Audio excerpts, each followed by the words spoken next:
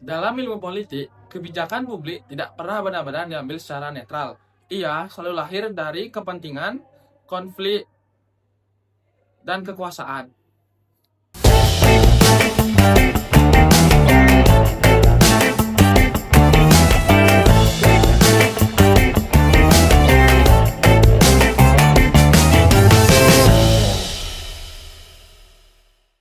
Halo semuanya, halo teman-teman, halo para pendengar balik kritik awal. Saya Rehan. Di episode kali ini, kita akan membahas reklamasi Teluk Benua. Isu yang memperlihatkan bagaimana negara, investor, dan masyarakat sipil saling berhadapan dalam arena politik lingkungan dan demokrasi lokal di Bali. Nah, sebelumnya, kita bisa kenalan dulu nih sama ketiga narasumber kita, mungkin dari Awit, Saka. Halo, aku Yasmin Ayu dengan tim akhir 16. Mungkin wanita ada yang merasa. Halo semuanya, perkenalkan nama aku Mes Ayu dengan tim akhir 30. Nah, selanjutnya mungkin ada Cynthia. Halo, kenalin aku Cynthia Gata dengan tim akhir 18. Nah, mungkin sebelumnya kita bahas sedikit ya tentang latar belakang reklamasi Teluk Benua ini. Nah, reklamasi Teluk Benua di Bali merupakan rencana pembangunan besar yang muncul sejak sekitar 2012 sampai 2013 untuk mengurus sebagian wilayah Teluk Benua dan mengembangkannya menjadi kawasan pariwisata dan ekonomi yang baru nih. Yang dipicu oleh perubahan kebijakan pemerintahan pusat melalui Perpres nomor 51 tahun 2014 yang mengubah status Teluk Benua dari kawasan konservasi menjadi kawasan yang memungkinkan pemanfaatan.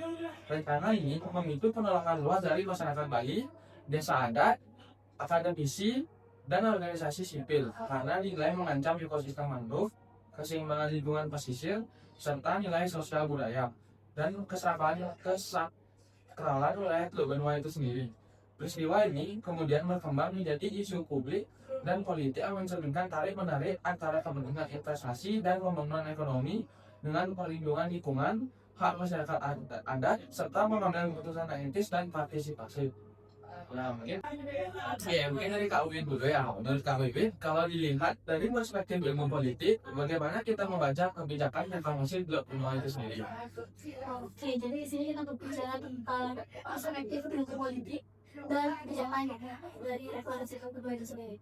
Kalau berbicara tentang ilmu politik, kebijakan ini bisa diartikan sebagai pengembalian tadi dari kepentingan yang dimana reklamasi Teluk Benua ini berangkat dari Perpres nomor 51 tahun 2014, di mana Teluk Benua itu merupakan kawasan konservasi yang berubah menjadi kawasan pemanfaatan umum.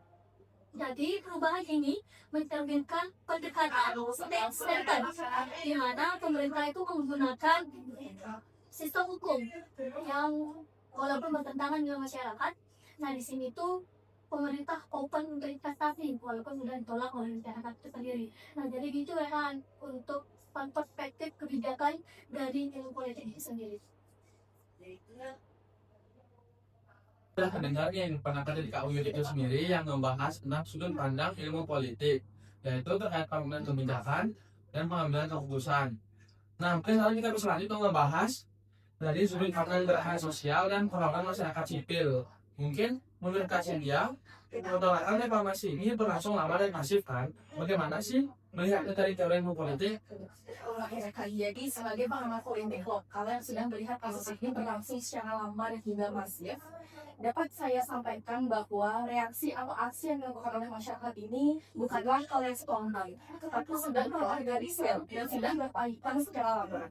Dan gerakan penolakan reklamasi ini dan juga aliansi For Bali sudah berlangsung lebih dari 5 tahun dan merupakan aksi sebuah penolakan oleh masyarakat terhadap kebijakan publik yang tidak sejalan dengan masyarakat dan sangat tidak menguntungkan masyarakat dan malah menguntungkan pihak investor. Dan dimana dalam teori gerakan sosial ini didukung oleh aksi yang konsisten, kemudian membingkai isu lingkungan dan juga budaya, serta adanya keterlibatan oleh kelompok mahasiswa, nelayan, seniman, dan juga masyarakat adat. Dan khususnya masyarakat adat, kita melihat di titik beberapa prinsip suci apabila dalam Bali dalam agama Hindu itu kerajaan yang diusul. Sehingga hal itu sangat tidak sejalan. Nah, mungkin kalau masalah saya juga sempat nggak kalau masalah dengar ya kayak sempat ada pembatasan eksklusif publik ya. Iya, benar banget ya kan. Jadi pada tahun 2016 saat kunjungan Presiden ke Bali. Nah, aparat itu minta masyarakat buat nurunin baliho alat reklamasi tersebut. Dia, ya nggak kelihatan kalau Bali itu menolak kebijakan dari pemerintah tersebut. Nah, ini sejalan dengan teori demokrasi yang dimana hal ini menunjukkan ketegangan antara demokrasi prosedural dengan demokrasi substantif. Ketika suara kritik dibatasi, maka legitimasi kebijakan negara untuk dipertanyakan.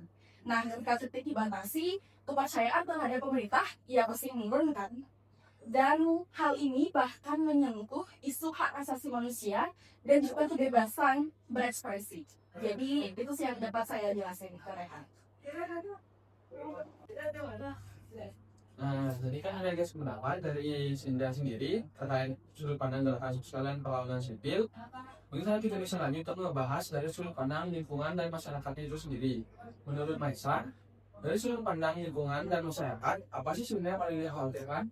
Tentu saja hal yang memperhatikan dari sudut pandang lingkungan masyarakat itu banyak banget ya kan ya. Masalah-masalah konflik itu banyak banget, seperti konflik plastik antara pertumbuhan ekonomi dan perkembangan ekologi, di mana terbenua ini mempunyai fungsi penting antara mangrove dan terumbu karang, dan hal ini berfungsi sebagai kawasan konservasi dan penyangga banjir dari masuk daerah dan sungai.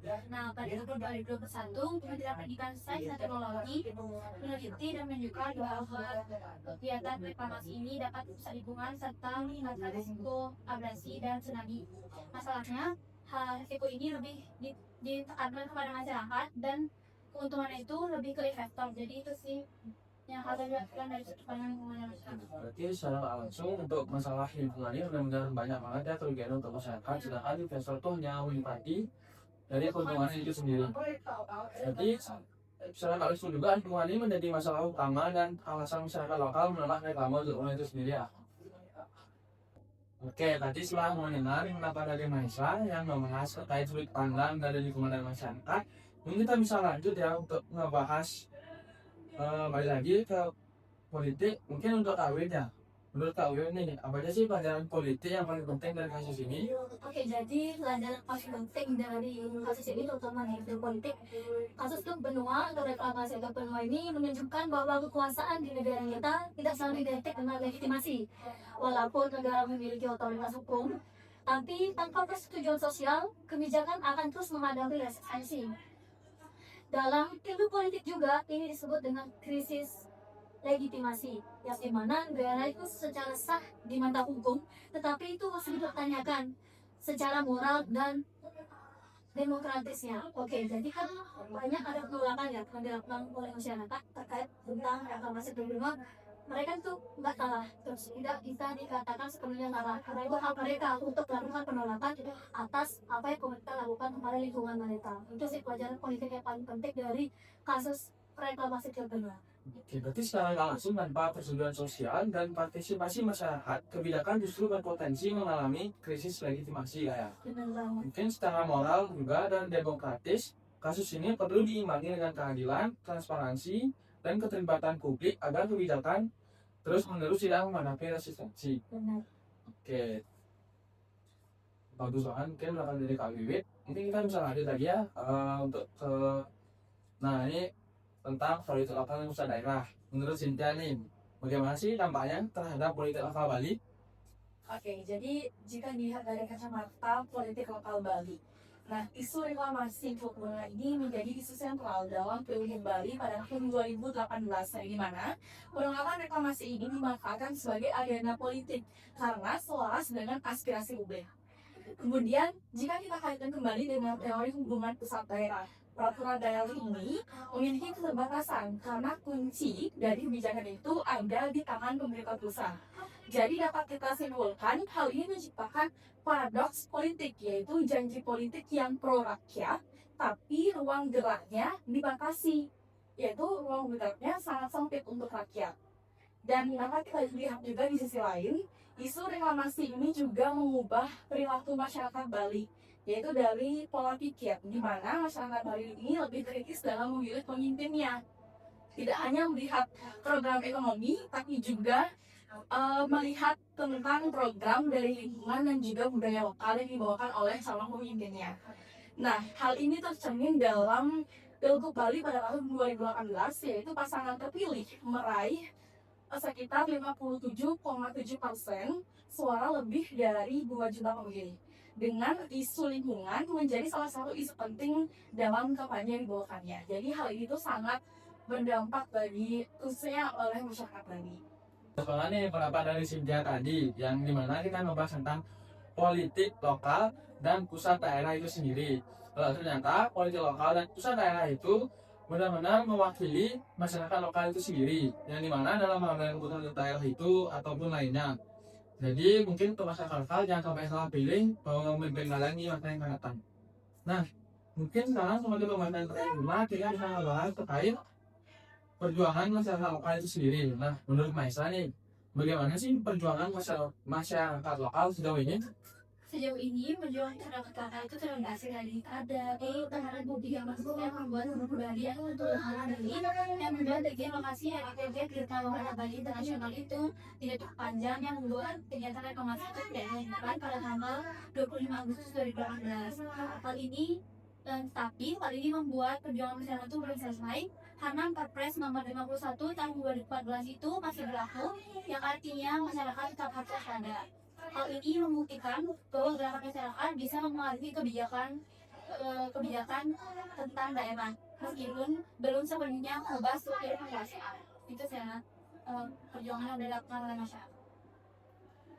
Nah, jadi bagus banget kan apa dari Maisa itu sendiri, kalau ternyata perjuangan masyarakat sudah cukup berhasil, tetapi mereka tetap harus waspada karena Perpres nomor 51 tahun 2014 itu masih berlaku dan belum dihapus. Oke, jadi benar-benar menarik banget ya bahasan kita hari ini terkait kasus reklamasi Teluk Benoa. Mungkin saya izin menyimpulkan ya, jika kita melihat reklamasi Teluk Benoa melalui kacamata etika pengambilan keputusan publik, maka persoalan utamanya bukan hanya soal boleh atau tidak secara hukum, melainkan adil atau tidak secara moral. Etika menuntut agar kebijakan publik dibuat dengan mempertimbangkan dampak jangka panjangnya, suara kelompok terdampak, serta keseimbangan antara kepentingan ekonomi, lingkungan, dan budaya. Kasus Teluk Benoa menunjukkan bahwa ketika keputusan diambil secara top-down, minim partisipasi, dan lebih responsif terhadap kepentingan investasi, maka kebijakan kehilangan legitimasi etiknya. Padahal dalam prinsip etika kebijakan publik, negara seharusnya bertindak sebagai penjaga kepentingan bersama, bukan sekedar fasilitas atau modal. Di sisi lain, gerakan masyarakat Bali mengingatkan kita bahwa etika dalam politik tidak hanya hidup di ruang kebijakan formal, tetapi juga dalam keberanian warga untuk mempertanyakan, mengkritik, dan mengoreksi kekuasaan. Disinilah demokrasi substantif bekerja, bukan hanya melalui prosedur hukum, tetapi melalui dialog, tanggung jawab moral, dan penghormatan terhadap hak masyarakat. Akhirnya, Teluk Benoa mengajukan pertanyaan etis yang terus kita bawa dalam setiap diskusi kebijakan publik. Apakah pembangunan masih layak disebut kemajuan jika ia mengorbankan lingkungan, budaya, dan suara rakyat? Saya Rehan, terima kasih telah mendengarkan Bali Critical Talks. Sampai jumpa di episode berikutnya. Dan mari terus mengawal kebijakan publik agar tidak hanya sah secara hukum, tetapi juga adil secara etis dan demokratis.